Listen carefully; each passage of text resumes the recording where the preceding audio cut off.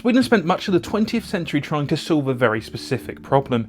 How do you stay neutral when war is happening all around you? By the late 1930s, Europe was already moving towards conflict, and Sweden knew it needed an air force capable of defending its own airspace.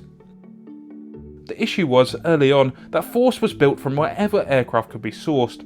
Britain, the United States, Italy, Germany. That worked for a while, but once the war started, supply became uncertain.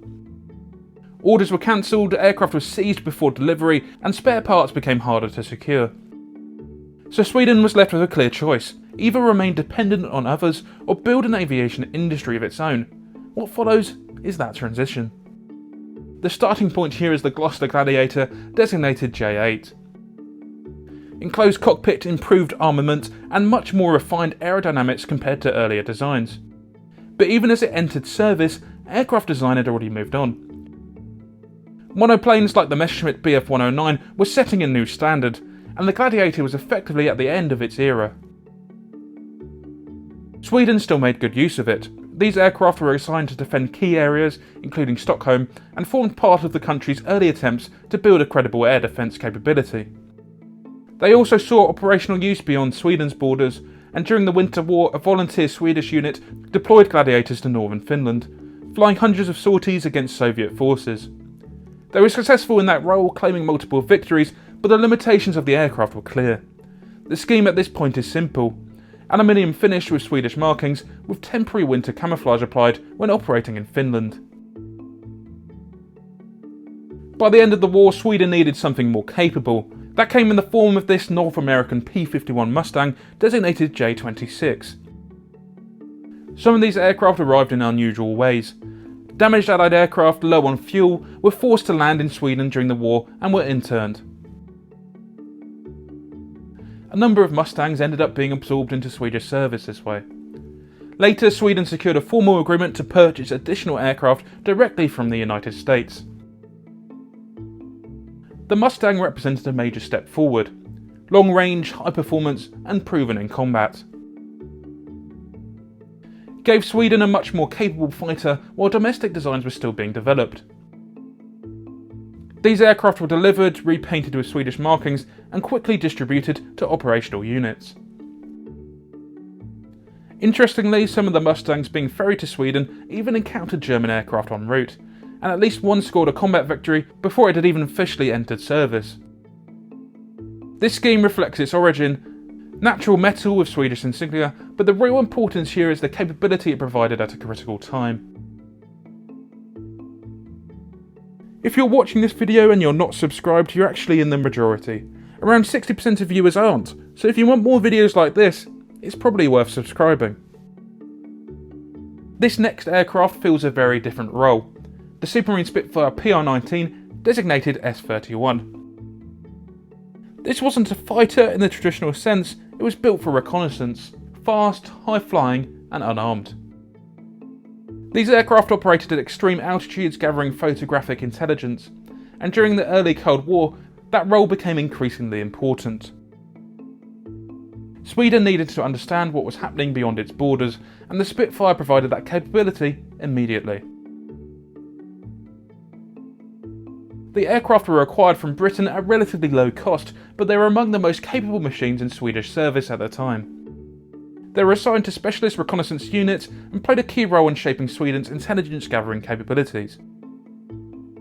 This scheme is restrained, suited to high altitude operations, but the real story is the role these aircraft performed. Despite Sweden's official neutrality, the intelligence gathered during this period would prove highly valuable. With the war over, aviation technology moved quickly into the jet age, and Sweden needed to keep up. Before its own jet designs were ready, it turned again to Britain, bringing the de Havilland Vampire, this one designated SK-28C, in its training role. The Vampire was an important aircraft globally, one of the earliest jet fighters in service, and a platform that introduced a generation of pilots to jet-powered flight. In Swedish service, it played exactly that role. Large numbers were operated, including both single-seat fighters and two-seat trainers. These aircraft form the backbone of Sweden's early jet capability, allowing pilots to transition from piston engines to jets while the domestic industry continued to develop more advanced designs. This scheme is relatively straightforward, clear markings and consistent finish, reflecting its training and operational role rather than any need for concealment. By the introduction of this next aircraft, Sweden had fully established its own aviation industry, and one of the clearest results of that is the Saab 35 Draken. This was a major step forward, a supersonic interceptor designed to respond quickly to any potential threat entering Swedish airspace. It was developed to replace earlier aircraft like the Saab Tunnan and Lansen, and to meet the demands of a more complex Cold War environment. The Draken was fast, capable, and designed with Sweden's defence strategy in mind. It could operate from dispersed locations, including prepared sections of road, and be turned around quickly by relatively small ground crews. The Draken is the latest aircraft in the Royal Swedish Air Force, and it's different. It can fly in all weather, in rain, fog, cloud, night and day. Draken is the modern definition and the modern answer to the problem all-weather fighter.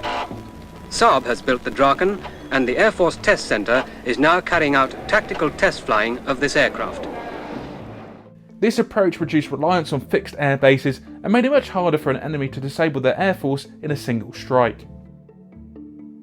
The scheme reflects that thinking, camouflage designed for the local environment, but it's only one part of a much larger system.